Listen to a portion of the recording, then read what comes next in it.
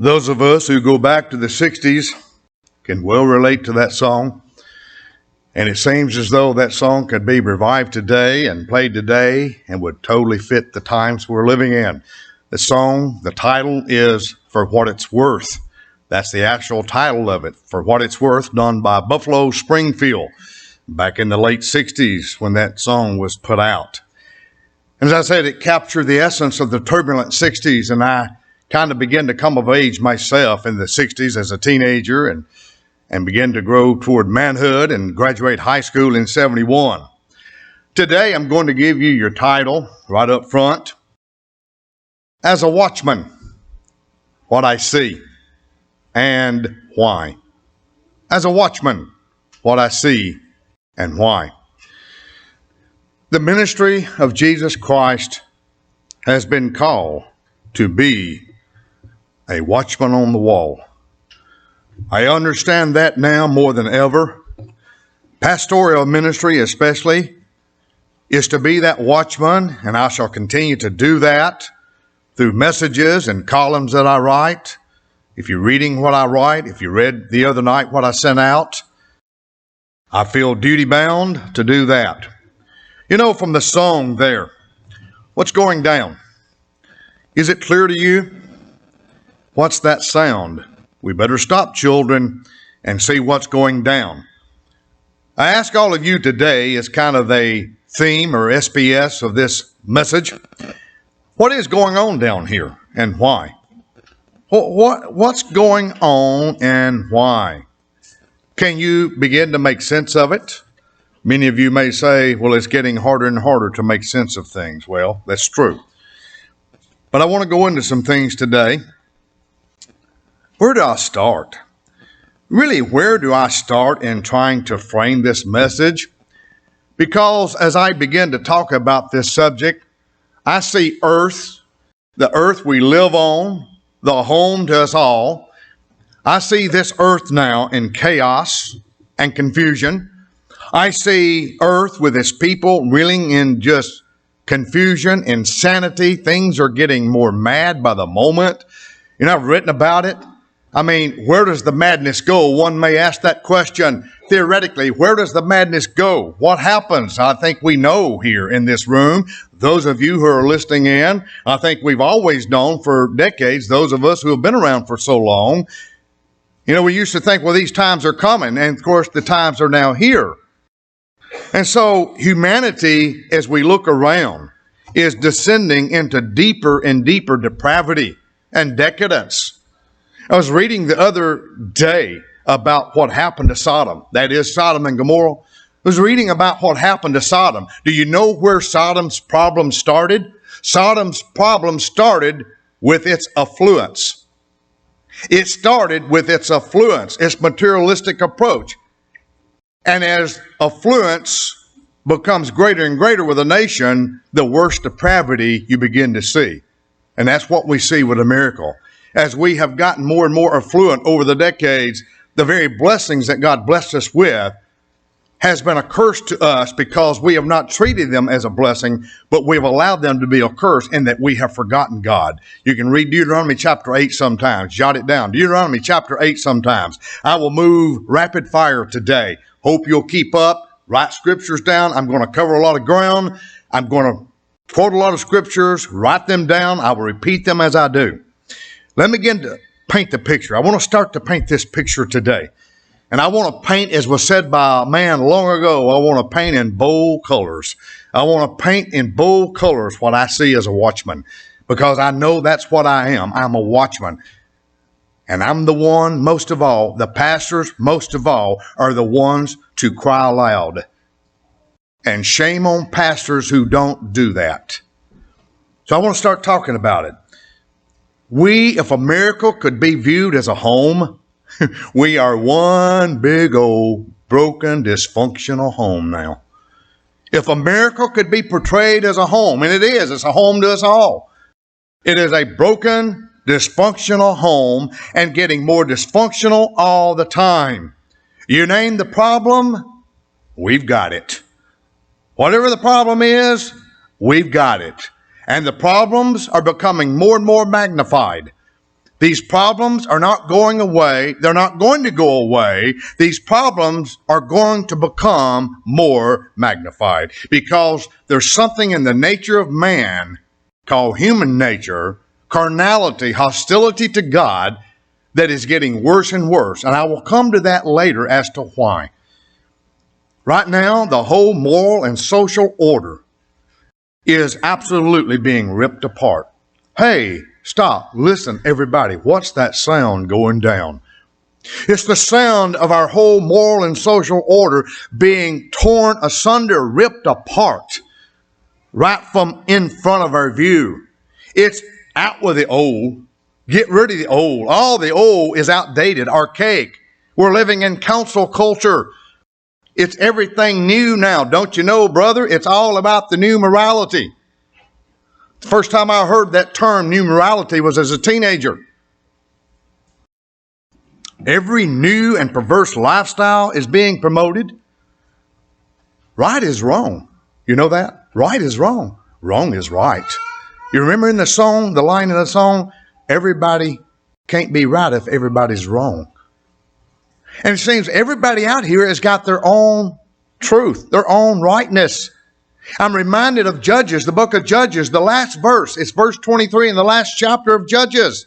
And everybody in Israel was doing what was right in their own eyes. That's what I see as a watchman. I see everybody more and more doing what is right in their own eyes. And I see the church at times beginning to do that because culture is coming into the church. It has been and will continue to come and crash. It's crashing into the church, brethren. It is not creeping into the church. It is crashing into the church. Where are we going to stand as culture continues to tear down the walls of everything good, right, and proper? There's no absolutes anymore. No absolutes. Everything's okay anymore. By the way, what shade of gray do you like? Because everything's become nothing but shades of gray. I mean, there's no longer any moral absolutes, no moral principles, nothing solid foundational from the past to govern our lives. We have breakdown of law and order. We have the spirit of anarchy everywhere. Look around. Divisions are growing. Wedges are increasing. Divisions among people. We're dividing over everything. We're dividing over mask or no mask. We're dividing over to be vaccinated or not to be vaccinated. You can go on and take it into every field, everything in society. We're dividing along every line. Why? We'll get to that later. We have fear and paranoia. You heard it addressed in the song from the 60s. We have fear and paranoia that is spreading like a disease. We've seen what the COVID has done. It's cast paranoia and fear through a whole populace and the whole world. And yet that's by far nothing compared to what's going to come at us in the future. The COVID virus and what it's done is nothing compared to what's going to come at us. Are you beginning to feel earth and heaven begin to shake? Are you beginning to feel that? What about, are your institutions working for you now? Are your schools working for you? Your colleges, your universities? Are the churches? Are the churches of the land? Are the pastors of the land? Are they fulfilling their duties? All too sad most of the time and too much of the time, no, they're not. Because too many out in the land are not crying aloud and sparing not, as Isaiah 58, chapter 58, verse 1 tells us. The greatest watchmen are to be those in pastoral ministry. And if we in pastoral ministry do not cry out, if we do not, as watchmen on the walls, do that, then we are going to ourselves face Christ one day and have to answer for why we didn't do that. Every support system of society, brethren, is breaking down. Can you see it? Can you hear it? Can you feel it? What's that sound going down? It's the sound of everything fracturing. We're hearing the cracking and the absolute breakup, like breaking glass. Everything's breaking apart. We can't lay our hands on anything that seems solid anymore, except this, His Word. his understanding, his wisdom. More and more failures, foundational, functional pillars of society being broken down. The man who was called the father of our country, by the way, he couldn't be called father no more, I guess. George Washington, the father of our country. There would have been no United States of America if God had not led a man named George Washington to keep things together, win the victories on the field, and they turned to him as the first two-term president. And George Washington said, the twin pillars of any strong society is its religious and moral underpinnings.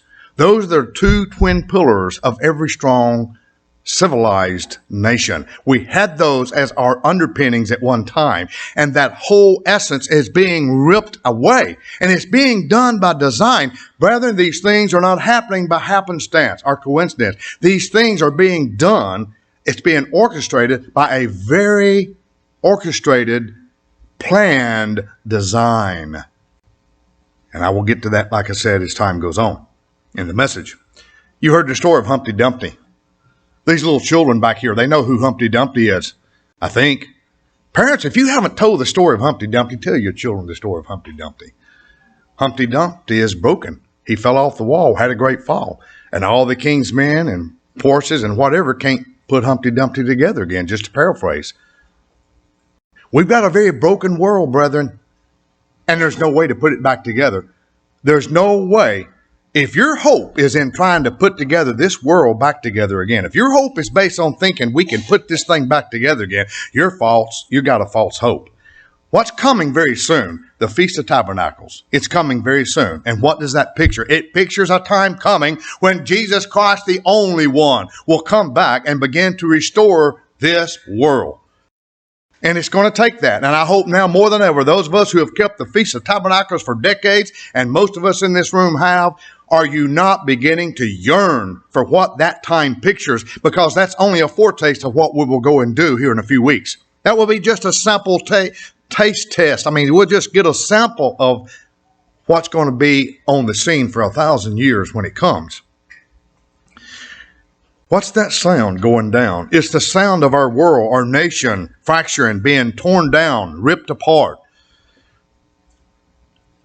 Where has been and where is the greatest demolition taking place in society? What started decades ago, by grand design, what had to go and be destroyed in our society first and foremost? What was the one thing that had to be attacked the most and had to be destroyed? And it started decades ago. It started really especially post-World War II. And that was, we've got to tear the family unit apart. The family unit has got to go. See, I'm speaking of sinister designs. And I'm going to get to that, because the why may be the most important thing to know. We all can see, no doubt, most of us can see what's going on. But what I want to do today is to help you to make even more sense of it and to leave here today knowing why, even more so why it's happening, where it's going, that you will understand even more. See, the marriage between a man and a woman, it's an institution. There were two institutions given at creation: marriage and the Sabbath, the seventh-day Sabbath. And the seventh-day Sabbath has always been under attack for thousands of years, and is under more attack than ever. And then you have marriage under attack. Marriage began to come under attack more than ever post-World War II. Things began to happen with the nuclear family post-World War II. I don't have the time to have you in a lecture every day, which I could do it. I could take each one of you, like in a classroom, all of you, and do a lecture for several days on what and began to happen with the breakdown of the nuclear family post-World War II. And it was to tear and rip the family apart, to demolish the family unit, because the whole foundational makeup of any society stable starts with a basic building block of family. husband and wife, father and mother, and that's where it starts, and building strong families. And if you have strong families throughout a nation, then you have a strong nation. So marriage is now what? Marriage is whatever people say it is. And I don't have time to belabor and dwell on these things, but just to point them out and move on to other things. But marriage is whatever you say it is now. It can be between same individuals of the same sex, as you know. You know, someone said a long time ago, and I can't take credit for this statement. Someone said a long time ago, said, it's not a marriage is not between Adam and Steve, but between Adam and Eve. What about fatherhood? Have you ever considered that fatherhood, God set the father as the head of the house. He set the father to be that strong figure of leadership in that family unit. Fatherhood has been so decimated and ripped apart and put down. Fatherhood? Do you see a nation now with family units with strong fathers? See, you must first, in a marriage, you must first destroy the biggest pillar in that marriage of all, and that is fatherhood, strong fathers. And we've seen that happen over the decades. You can sit here, you can ponder as to the reasons how it happened. I know how it's happened. I moved to motherhood. What about motherhood? It used to be that motherhood was so respected. Motherhood was so respected and revered. My mother worked 2 years outside the home when I was a little bitty boy. The four of us were little bitty boys. She worked 2 years outside the home. And after 2 years, she said, it's not worth it. Her and my father, it's not worth it. I'm coming home to raise my sons. Best thing ever happened. And she was home with us, and she raised us. There's no greater calling than to be a mother and motherhood. And it's denigrated now. It's denigrated. The 60s brought us the feminist movement. And it was one big lie. The feminist movement told you ladies and mothers, you can have it all. You can have the career. You can have your children. You can be the best wife. You can multitask. You can have all this. It was a lie. It's a big lie, because we were not built to truly multitask. The feminist movement was one of the most damaging things that ever happened to family. And it was a reason why that movement came about. It was a big lie. As mothers were told to seek self-fulfillment. You don't have to think about raising those children so much as just fulfill yourself. Get a career. Be a career woman. I'm not per se putting career women down. That's not my point. What I'm doing is, and I'm boldly painting in bold colors today, and I'm not apologetic about it. I've seen this for decades. I grew up with this. I've seen what it's done to families. I'm looking back as a watchman back over my whole life behind me, and even now, and I see what's happened. It's called social engineering. There's another term you hear from time to time. Oh, we're going to have all this social engineering, and we still do more than ever. By the way, whatever happened to true masculinity? Most don't even know what that is anymore. How many of you remember here about a year or so ago, masculinity is toxic? It was all over the liberal news. You don't want to teach your sons to be masculine. Masculinity is toxic. It was all over the news for a while. And boy, did I bristle. Did I bristle. My mother taught 4 sons how to be masculine. And had she had daughters, she'd have taught them how to be feminine. What about femininity? What's that? You see, men and women, we all have been abused. We all have been misdirected. We've lost touch with these things because false teaching has come into the picture. False education has crept in, and it crept in decades ago by grand design. And what you're seeing in this world right now, what's going on down here, what's happening, what's that sound I hear? It is all by grand design. What about all the lifestyles that have brought more and more frustrations and emptiness? And finally, who has suffered the most and who does suffer the most? our precious, innocent, most naive little children. Most of all, our little children are the ones who suffer the most. Parents in this room today, any of you parents that may be listening in, you have the greatest challenge to raise your children now. The challenge to raise them right is greater than it's ever been. And I have found out having grandchildren, Ron and I having our grandchildren, it doesn't get easier because we're just as concerned for our grandchildren as we were for our children. So it never lets up. And if you have great grandchildren, it never lets up because you love them and your love is extended to them. We know in Romans 8, verse 22, you can jot it down. Romans chapter 8, verse 22. And look at these words by the Apostle Paul, almost as a prophecy as well. He says, "For we know that the whole creation that is earth groans and labors with birth pangs together until now." If the Apostle Paul could speak way back then of the earth groaning for deliverance 2,000 years or so ago, what would Paul say now? What would the Apostle Paul say were he to be on the scene now and see the carnage, to see the confusion, the chaos, the madness, the insanity, you name it? What would the Apostle Paul say? I know what he'd say: put me back in the grave and wait for Christ to come back. Paul would say, I can't solve this. Paul might say, even Solomon couldn't solve this. I told someone here recently, I said, if Solomon, theoretically having a little fun with it, if Solomon, God resurrected Solomon for 24 hours, the wisest man ever lived, and said, Solomon, start solving some of these cases. It wouldn't take Solomon but a few minutes probably to say, hey, this is beyond my pay grade. You hear that term at times.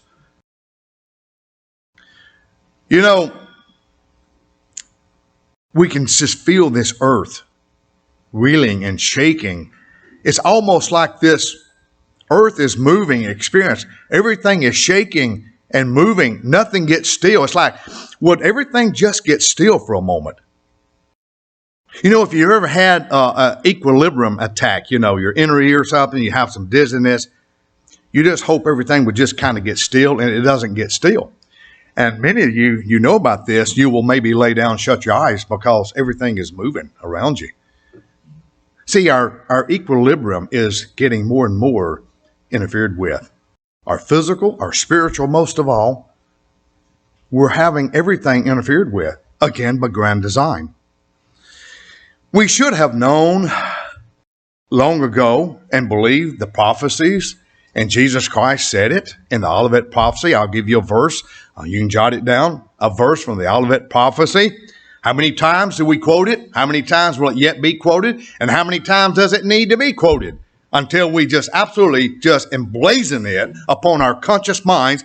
Matthew 24, verse 12. Matthew chapter 24, verse 12, the Olivet prophecy. Christ says, and because lawlessness will abound, the love of many will grow cold. Is that prophecy really coming to pass now? Absolutely.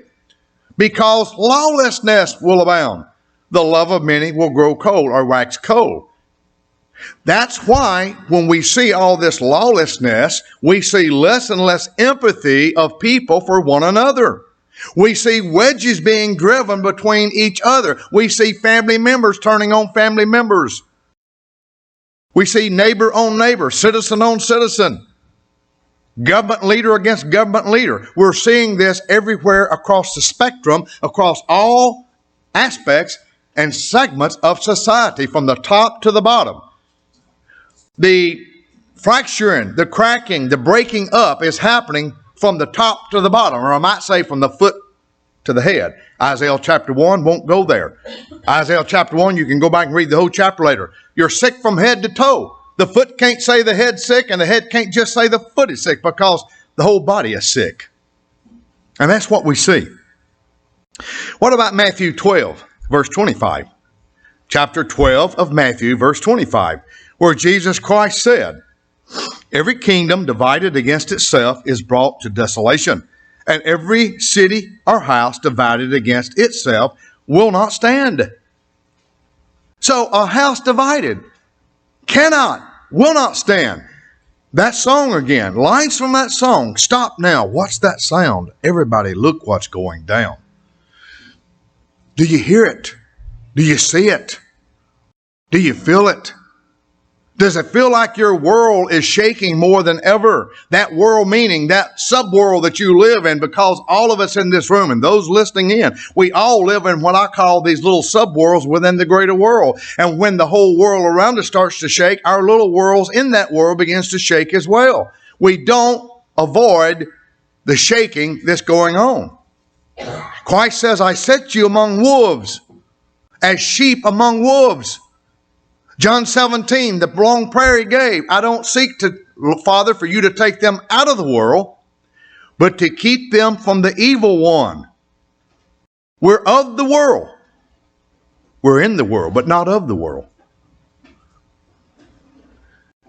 We're fighting. We're devouring one another anymore.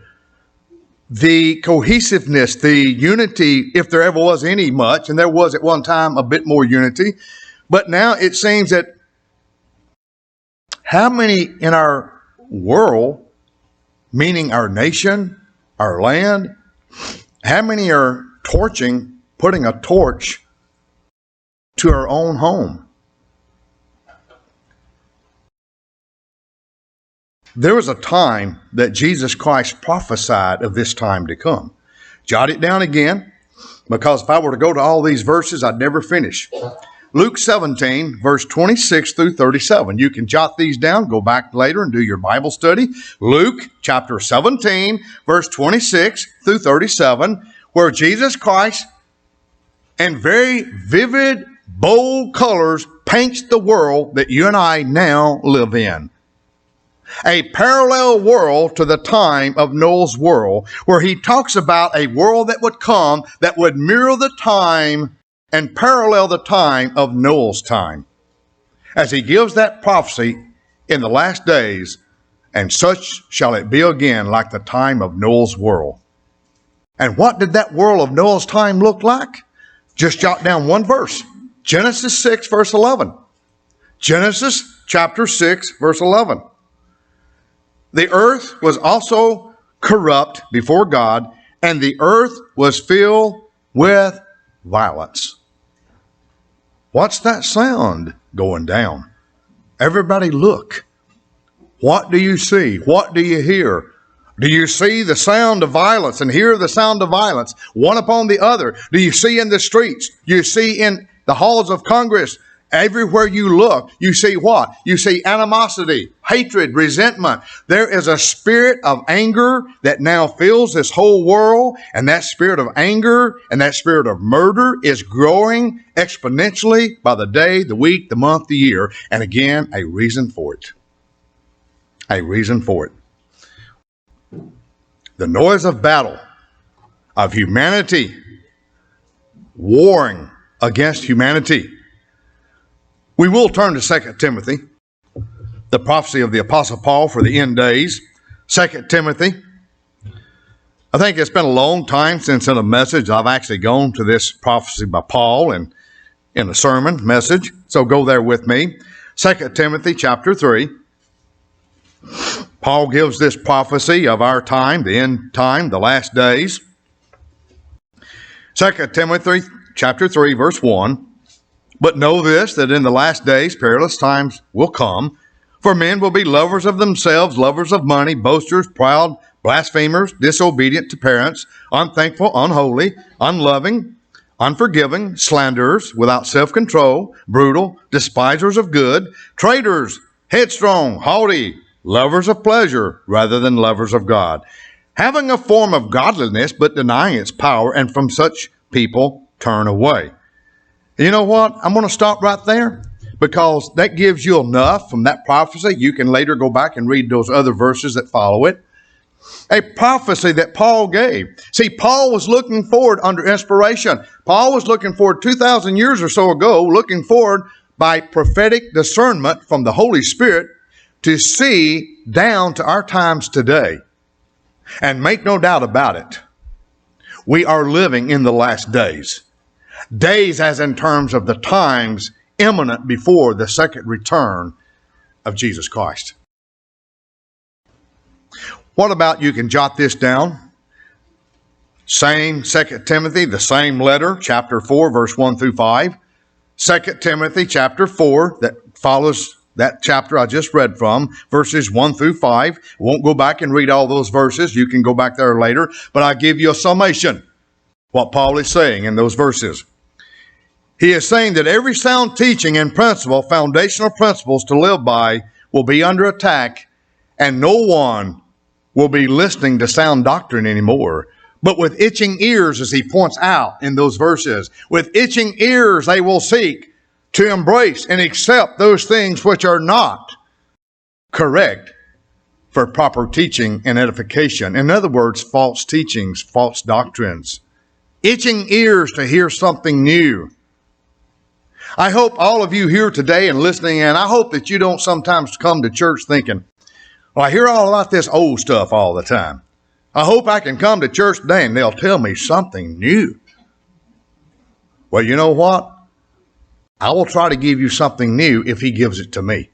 Elsewise, you're going to get the same old, because this never gets old. None of it. It stays new and refreshed in our minds, and should. Anyway, they would not endure sound doctrine. I started a kind of a Exodus program, you might say, over 3 months ago, trying to get my own physical body in better shape. And in 2 weeks from today, I may talk a little bit about that, like I said, thinking about that word immunity. But when I started it, I had to put my potato chips aside, my ice cream, all those things that I really did like, you know.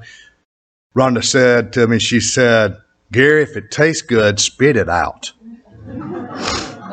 Those of you who understand a lot about the human body, and really and truly, I'm serious, if you understand much about the human body, and I hope I do, you know, you just cannot imbibe of those things that's going to wreck your physical immunity and even help to tear your health. Now, so I began to have to change some things, okay? And so taking her statement, I wrote as a kind of a parallel reverse, you might say, if it has goodness attached to it anymore, we're told, don't imbibe of that. In terms of the right things, the right principles, say, if it has to do with goodness or the right things, no, leave that alone. Leave that alone. Put it aside. Don't taste that. From that song, there's battle lines being drawn. Nobody's right if everybody's wrong. I think it's time to stop and look around. What's that sound going down? Are we hearing it? Are we seeing it? Are we beginning to relate our personal lives, where we go from here? Where are you going from here? Where are you going from here? I wrote the title of that column Tuesday night. Where is God now? If you read the column, you know where I'm coming from. Well, most of all, you should be answering that in your mind like I closed the column. He is with you if you are doing what? Obeying and being submissive and subservient and being that child of God and seeking to please him. Then that's where he is. He is with us, and he will be with us. He will walk with us, and he will tell his son, Jesus Christ, our high priest and elder brother, walk with them, my son, because that's where Christ is. Christ is walking with us right now. And that's where Christ is. If you don't know what Christ is mostly doing right now, he is walking with you and I. He is the captain of our salvation. He is with us daily, and he will walk with us and be with us. And that's not even counting the extra angelic protection that we do have. That's another sermon of itself. As a watchman, what do I see? I come to that part of the why. I've laid a foundation. I've put enough information out there to give you a good idea and remind us all again of what's going on down here, what's happening down here. And now I ask the why. I've come to a pivot point in my life. Seriously, sincerely, I've come to a pivot point of understanding in my life. And that's the way I want to say it. I have done somewhat of a reversal. Now, don't say I'm introducing a heresy here and run out these doors screaming. For me personally, I've done a pivot point in my whole thinking about this subject that I'm about to give. And I see something more clear than I've ever seen it. And I really began to see it about 3 weeks ago more clearly than ever. And that's why I put this sermon together. Is it really our human nature, our carnality, is it really that's the biggest problem?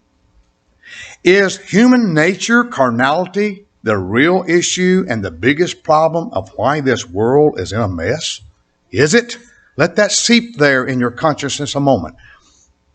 I mean, are we most to blame? Are we as humans, our corrupt nature, Romans 8:7, human nature, carnality is hostile to God, cannot be, in its form of self-will.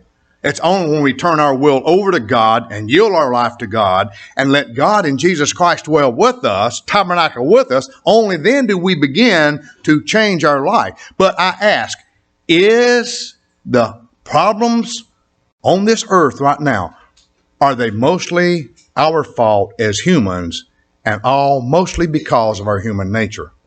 Or is there something greater that's causing the problem? Well, I submit to you, and I've come to see this personally very clear. He's called the devil. And the devil is the one most of all responsible for what's going on. He is public enemy number one, and he is personal enemy number one. The self comes in second to that. And you know why? Because the devil takes our human nature. He works our human nature against us. He knows how to do it.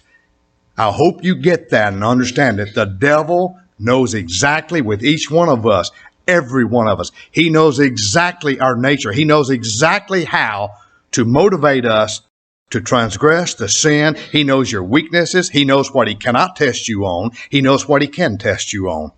And he uses our human nature against us. And he uses human nature to come between us and God. And guess what? He also understands that from the beginning, he had to create an adversarial world that would be contrary to God's world.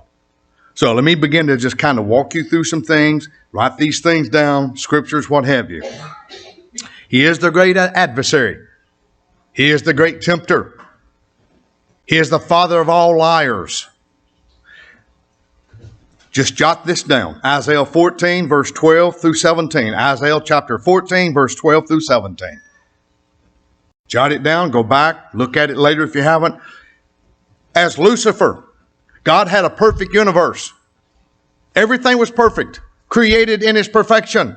We do not know how long Lucifer was the anointed cherub at the throne of God. Probably the most beautiful created being that God had created. And he was there at the throne of God as Lucifer, that anointed cherub. We have no idea how long he had been there as that functional being. We have no idea how long from the time he was created until he led that first great rebellion and got a third of the angels to rebel. We don't know how long, and we really don't need to know. All we need to know is he fomented rebellion. As Lucifer, what did he begin to do? He began to sow tares in the wheat. He began to sow the tares in the wheat. And he began to pollute and corrupt and create at the very throne of God. At God's very throne, brethren, he created an adversarial world right there in the third heaven at the throne of God. All right? So the war took place. He was cast out eventually. So we had this thing called the Garden of Eden. God created mankind, Adam and Eve. Created a perfect world, Genesis account. And he stood back after 6 days of creation and looked upon what he had created. And that creator again was the one who later became Jesus Christ, the I Am, who did the creating there in Genesis. Colossians 1 tells us that very clearly. And so he stood back and he looked and says, all is beautiful, perfect, and it was perfect. And our parents, Adam and Eve, were there until what? Until here he come again.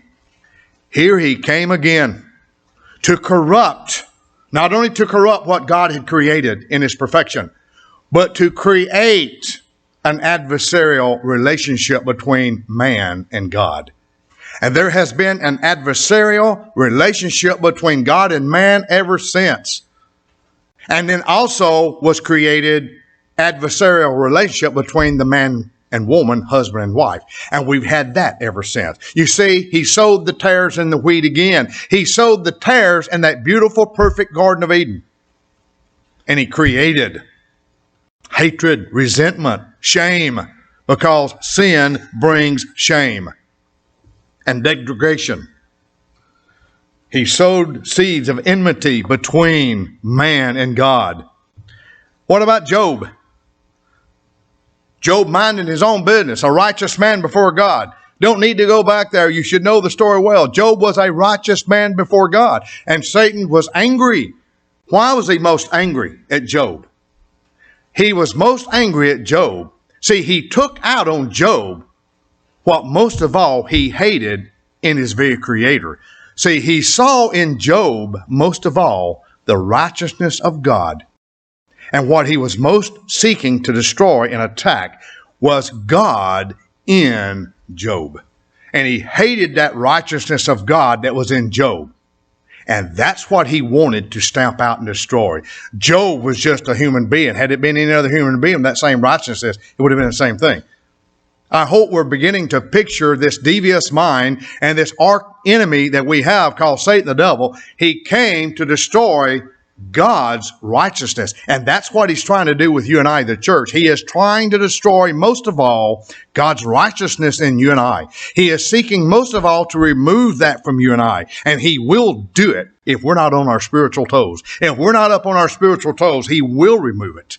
I say he will take it from you.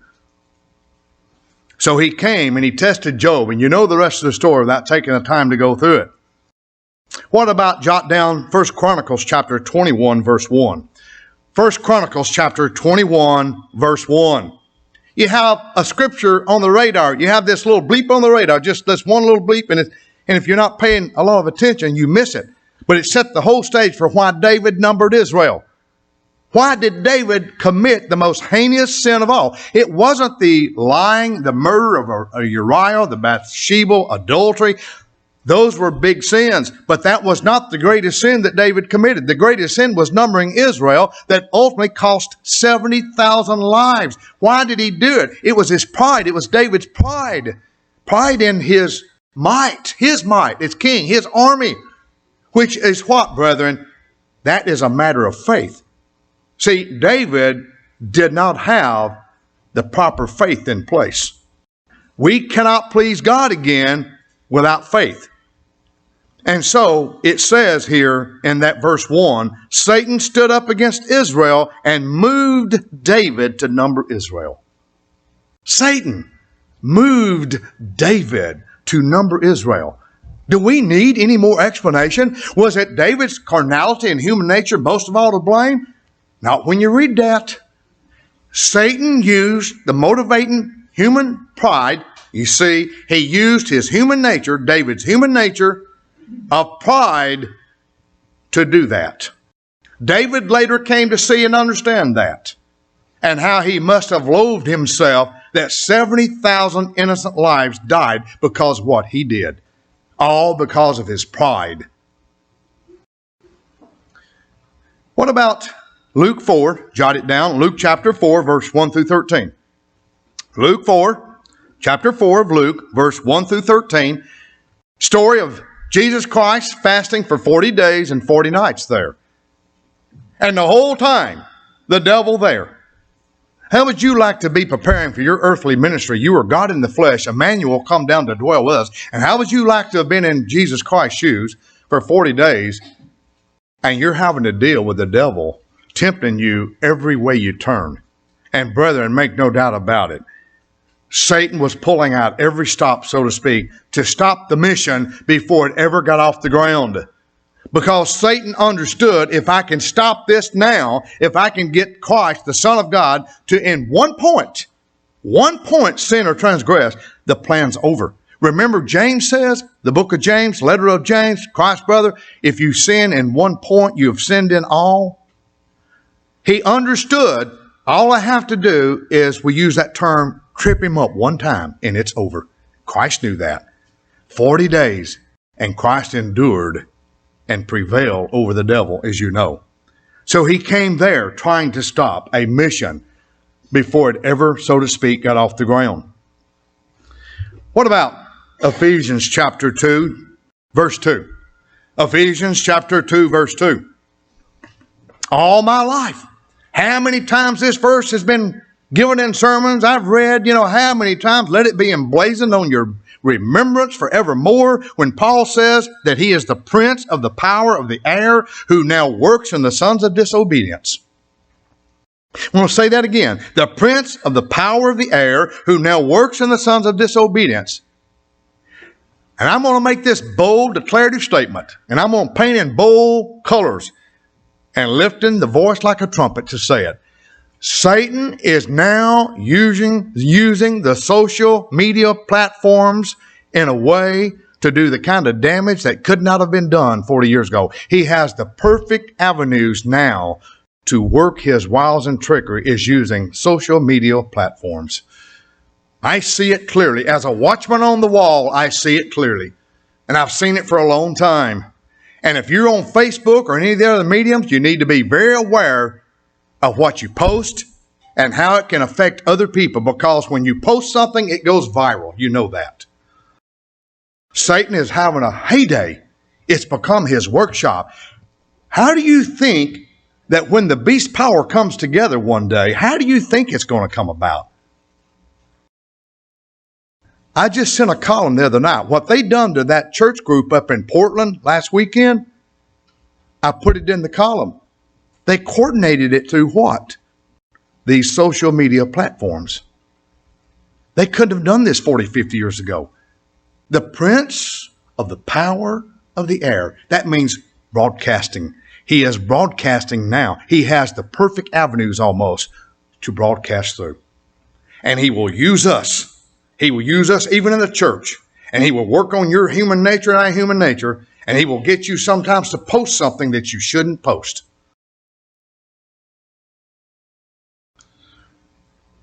You can turn here, Matthew 13. Matthew chapter 13. Turn there. We'll read a few verses here. Matthew chapter 13. Brethren, this sermon came about, as you're turning there, this sermon came about because I feel so impelled and did to give it. I gave it last week in Birmingham and Tupelo Fulton. I see it now. I see so clearly what's going on. And this is a grand design. He knows his time is short. He knows it. And those with him know it. The demons, the dark side.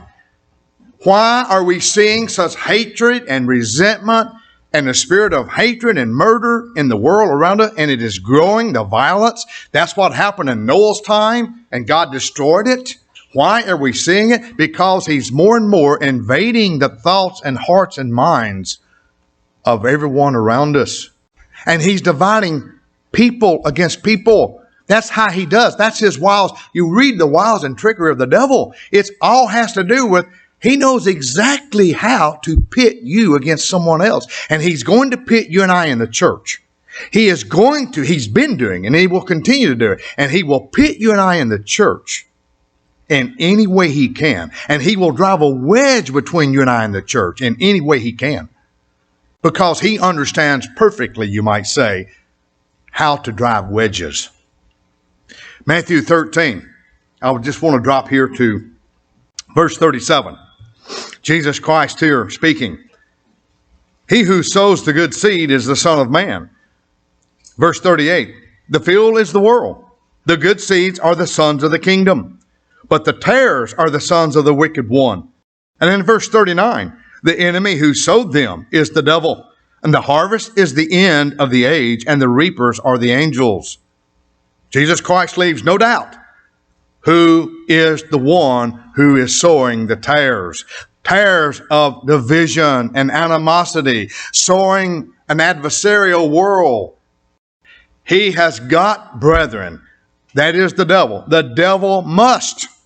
His final mission on this earth, the finishing work of this age for Satan the devil. And I'm going to say it because this is what I truly believe. The devil, his final mission, most of all, is to destroy the church. That's you and I. And that is to bring as much persecution down on top of your head as he can, and it will come. It's coming already. Some of you, as I panoramically, so to speak, deal with all of you, phone calls, emails, visits, you name it, you're telling me stories. You're telling me your stories. You're telling me things you're having to endure right now. Persecutions that are coming at you right now. And I see this. And I know why. Because he's out to destroy you and I. And that's his final mission, is to do that. Now, if he can take America down, he can stop the gospel. And the time will come.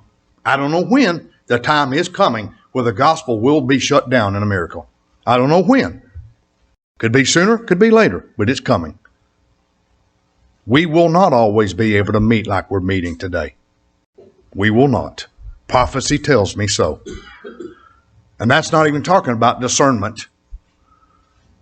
I hope godly discernment, because I do see my role. I see my role, and I say it boldly. I know I'm a watchman on the wall, and I will seek to continue to be that. I'm to see that danger out away as it comes near. Stop, children, the song says. What's that sound? Everybody look what's going down. Do we see it? Are we able to see it clearly? There's a place in the Bible, before you turn there with me, there's a place in the Bible that brings it down very much to our time right now and the ensuing time just ahead of us, and speaks probably as prophetically to where we are now and where we are and what's going on around us down here as any place in the Bible. It's in the greatest prophecy book in the Bible, Revelation. Go to Revelation chapter 12. Revelation chapter 12. We could have gone here to Revelation 12 as we did when I was a child growing up in the church. We did many times, and we could preach about this decades ago, and there was a lot of things we could say back in that day and time. But now, as we've come to this place where we are today, these things now are actually so much right in front of us all. And we're being able now to see these things very clearly and to make greater sense. You hear that old term cliche, to make rhyme and reason as to why. And again, my point today is to not just to put on the table, as I've tried to do, a lot of the things, and I could have put a whole lot more if time gave me more opportunity to do so, about what we say, because most of us can see a lot of these things going on.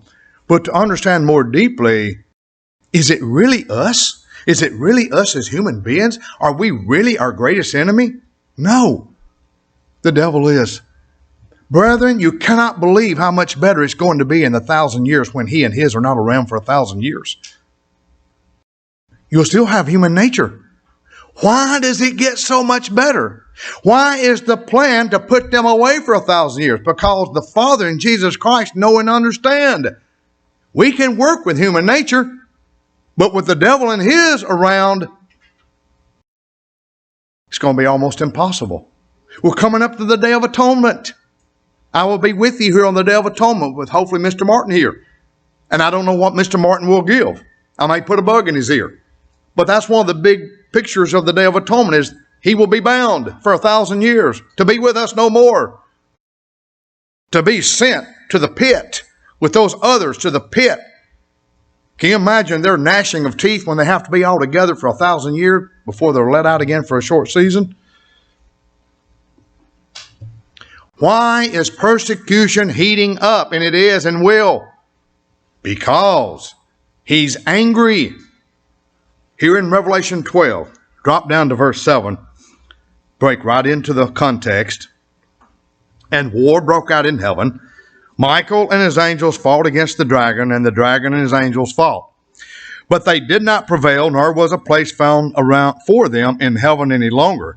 We know that some great cosmic battle took place originally when Lucifer rebelled and those 30 of the angels. There was this great battle took place.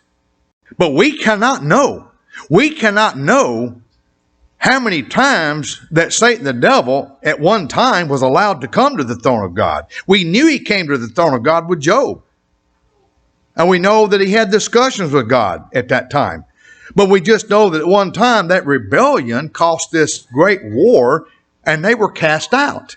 And then we find in verse 9, so the great dragon was cast out, that serpent of old called the devil and Satan, who what? Deceives the whole world. He was cast to the earth, and his angels were cast out with him. Got a question. You answer it quickly. When Christ did his ministry for 3.5 years, was Satan off on some other planet or universe? Where were the demons? They were all around Christ and the apostles to be, and the disciples and the brethren. They were all around Christ at 3.5 years. They've been around down here ever since that time, ever since the apostolic age. Why do you think the persecution was so great? The early New Testament church, many were martyred, thrown into Rome's arena.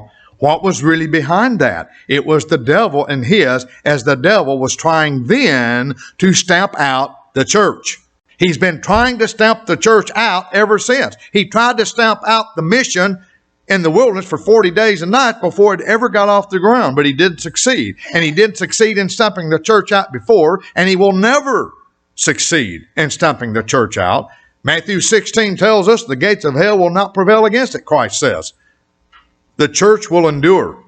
The only question for you and I always behooves to be asked of us, we as a part of the church, will we endure with the rest of the church? Because he's after you. He's after me. He's after you. He's after us all. He's got the world deceived. Verse 10, I heard a loud voice saying in heaven, now salvation and strength and the kingdom of our God and the power of his Christ have come, for the accuser of our brethren who accused them before God day and night has been cast down. Verse 11, they overcame him by the blood of the Lamb and by the word of their testimony, and they did not love their lives to the death. We see how we do the overcoming. We overcome through and by the blood of Jesus Christ. We see and understand that. Without Jesus Christ in our life, there's no way to overcome the devil. He came and he lived and he died and he rose again that we might have life and have life eventually one day evermore through eternal life. But in this physical life now, the call out ones as ecclesia, the church, the body of Christ, we are to be about holding tight to the coattails, you might say, of Jesus Christ. Holding on to his righteous garments.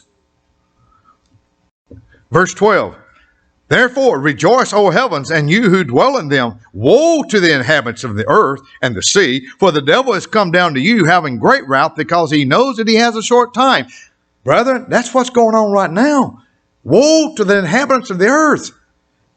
That's what's going on. That's what's happening down here. What's that sound going down? Do you hear it? Do you hear the fracturing? Do you hear the breaking up? I said the other day to someone, I said, we're just getting the stuffings kicked out of us. Humanity. Brethren, he hates all humanity. He hates the saints most of all because you have promised to you the inheritance one day of eternity to be in the very family of God, with the Father himself coming down in New Jerusalem eventually, and we dwelling with the Father in New Jerusalem forever with Christ the Lamb with us. That's our future. And where's he going to be? One day he's going to be totally gone forever. So if you were in his shoes, so to speak, and you don't even think that way, what would you be trying to do? The only victory you could have in your own twisted, perverted mind is to rob you and I of the inheritance that's been promised to us. That's his mission. He's got his beat on us.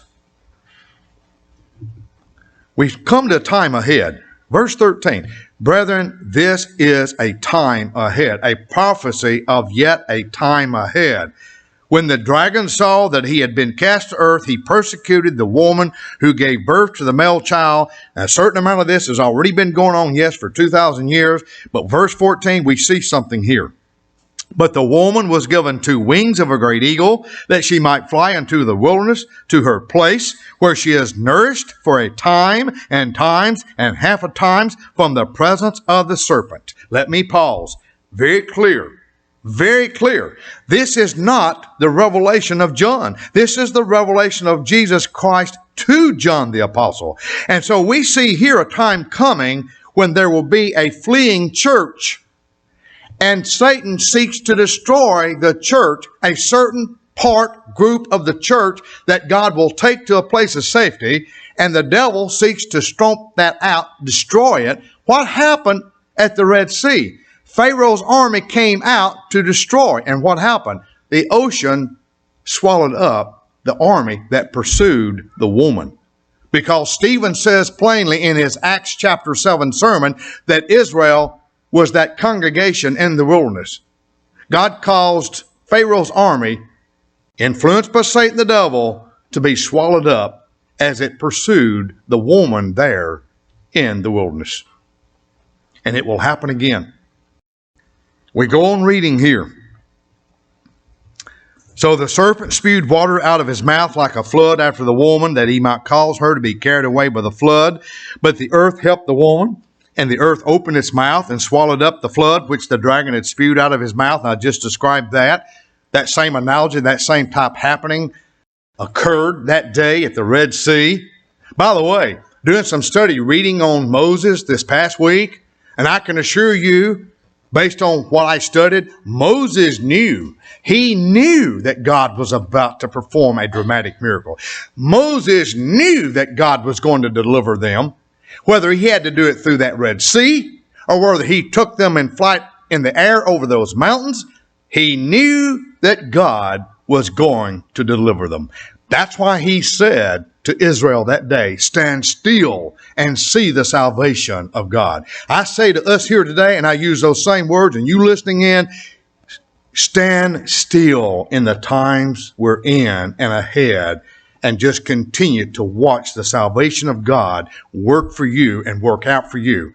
Doesn't mean you won't be persecuted at times. Doesn't mean who knows what. But you know what? I will never leave you nor forsake you is a solemn promise. And God cannot lie, as Romans 3 tells us. This last verse of Revelation 12, verse 17.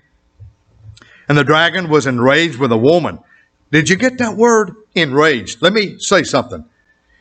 Brethren, I cannot even fathom, neither can you, the level of anger that he has for us. We left the feast in Jekyll Island a few years ago. The last great day, we'd call it the 8th day. And Bill Cowan Jr., he's dead now. And we miss those saints like Bill that we've lost. And Bill Cowan Jr. closed the feast out that year. And in that big booming voice he had. And he closed his sermon out. And he took 2 or 3 minutes before he walked off that stage. Some of you may have been there. And he says, I want to warn you. I want to tell every one of you as you go back home how much the devil hates you. It sent chills up me because I realized that. It says here he was enraged with the woman. And he does what? It says, and he went to make war with the rest of her offspring who keep the commandments of God and have the testimony of Jesus Christ. Who are they? It's those that are going to go through the great tribulation of 2.5 years. And he goes to make war. And he goes to destroy. And he does. You read, that's what the fifth seal is. Religious martyrdom. Many, if not most, that are called and come out of that great tribulation will have been martyred. That's why I wrote the other night. How long, when I wrote to you the other night from Revelation, how long, O Lord, will it be till you avenge our blood on these persecutors, these people? And God says, rest a little longer to your fellow saints. So we see a time ahead when there's a group that he can't get to for 3.5 years. God preserves and protects. But then the great tribulation, as the gospel will go out from 2 witnesses from Jerusalem for 3.5 years. And I think that's pretty much solved as to why many will be called. Because many will be called and converted through the work of the 2 witnesses for 3.5 years. And the beast's power will destroy and kill the vast majority of them. That's why you have Daniel 7. Without going back to Daniel 7, they will seek to wear out the saints. What I have tried to give today hopefully has got your head up even more to the essence of what we're up against. We're up against, as Ephesians 6:12 says, Ephesians 6:12, where Paul says, we wrestle not against flesh and blood. Let us go forth knowing more than ever and understanding that we do not wrestle, brethren, against flesh and blood. We are wrestling against he and his and these deep, high, dark places. If you want to know why so many and most of our leaders in Washington are doing what they're doing, he's got them right where he wants them.